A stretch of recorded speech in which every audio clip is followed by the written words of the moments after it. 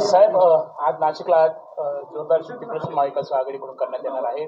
काय एकूण परिस्थिती काय वाटते? परिस्थिती तर देशातच बदललेली आहे. भारतीय जनता पक्ष आणि पंतप्रधान मोदी यांच्या विरुद्ध आता लाट आलेली आहे. महाराष्ट्र आपल्याला लक्षात येईल, महाराष्ट्रामध्ये आम्ही जागा ज्या घेणार आहोत त्या 40च्या जवळपास महाविकास आघाडी जाऊन पोहोचेल असं मला वाटतंय आजच्या परिस्थितीमध्ये. कारण नागरिक राज्य सरकारचा ज्या पद्धतीनं गठन झालं त्याच्यावर नाराज आहे, त्यांच्या कारभारावर नाराज आहे, केंद्र सरकारच्या कारभारावर नाराज आहे.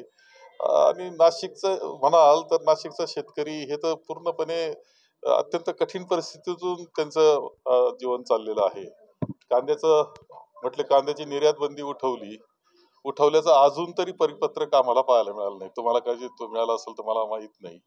घोषणा करायच्या, फसवायचं ही पद्धत भारतीय जनता पक्षाची जी आहे, ह्या सगळ्याच्या विरुद्ध एक रोष निर्माण झालेला दिसतोय. तो देशात आहे, महाराष्ट्रात आहे आणि नाशिकमध्ये आहे. पण तुम्ही प्रकरणावर कुठेतरी नाराजीचा सुरू दिसतोय. नाही, असं आहे की कोणत्या पक्षामध्ये काही परिस्थिती असते की शेवटी राजकारणामध्ये इच्छुक 3-4 एका मतदारसंघात असतात. अशा वेळेस एकाला दिल्यानंतर दुसरी थोडी नाराजी असते, बोलावं लागतं, चर्चा करावं लागते, नाराजी काढावं लागते, बरोबर घ्यावं लागतं, सगळं होईल, त्याच्यात अडचण नाही. आणि नाहीतरी महायुतीमध्ये काय चाललंय, म्हणजे आमचं तसं फार काही प्रश्न आहे असं काही नाही, आम्ही सगळे एकत्र राहू. काही वेळापूर्वी संजय राऊत बोलले की मधून मुस्लिमांना आरक्षण देण्याचा निर्णय घेतला होता आणि त्याच्या संदर्भातला एक कॅबिनेट नोट सुद्धा आहे, अशा प्रकारचा आरोप नरेंद्र मोदींनी केला.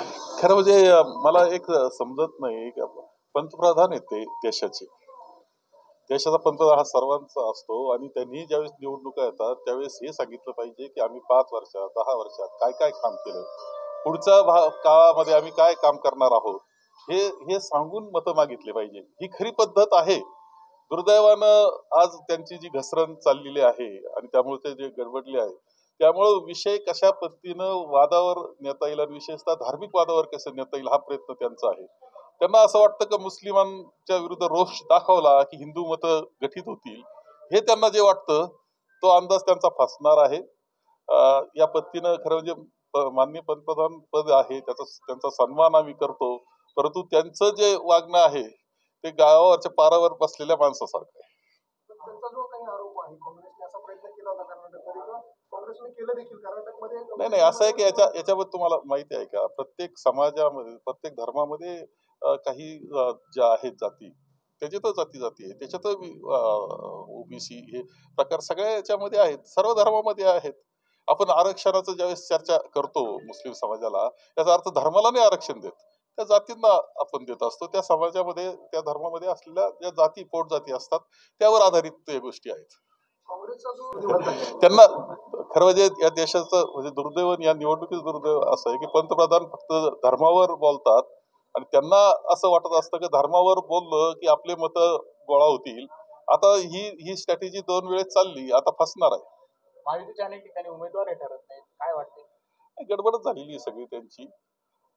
अडचणीत आहे, महायुती अडचणीत आहे आणि भारतीय जनता पक्ष आणि त्यांचं जे अलायन्स असेल ते सुद्धा आज अडचणीत आहे.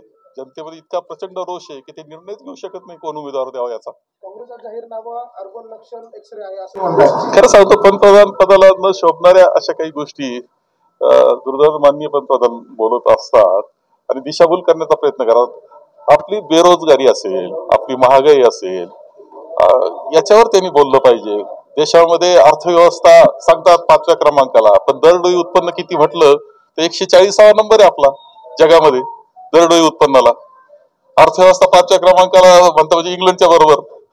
हे जे आहे ना, याच्यावर त्यांनी बोललं पाहिजे. कोणत्या गोष्टी आपण करतो आहोत आणि पुढे कसं जाणार आहोत हे सांगितलं पाहिजे.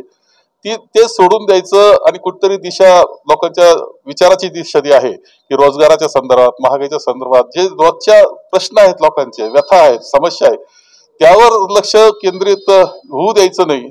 त्याला कुठेतरी दुसरीकडे विचार करायला लावायचं. याकरता चाललेली केविलवाणी धडपड भारतीय जनता पक्षाची आहे.